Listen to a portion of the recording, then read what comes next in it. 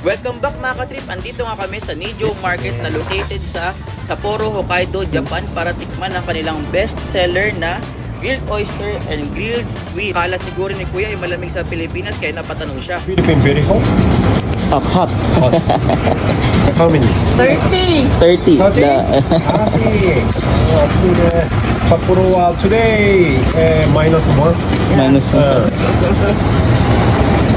Little bit warm. Napareact na lang si Kuya sa init ng Pilipinas. Iniisip niya siguro baka siya ang maiyaw pag bumisita siya doon. What kind of place is this? Kaya mga ka-trip, kung mahilig kayo sa grilled seafood tulad ng oyster, scallops, squid, bisitahin na ang Nijo Market dito sa Sapporo. Starting price nga pala nila dito mga ka-trip is 700 yen or 280 pesos. Kaya biyahe na mga ka-trip and follow Trip Today.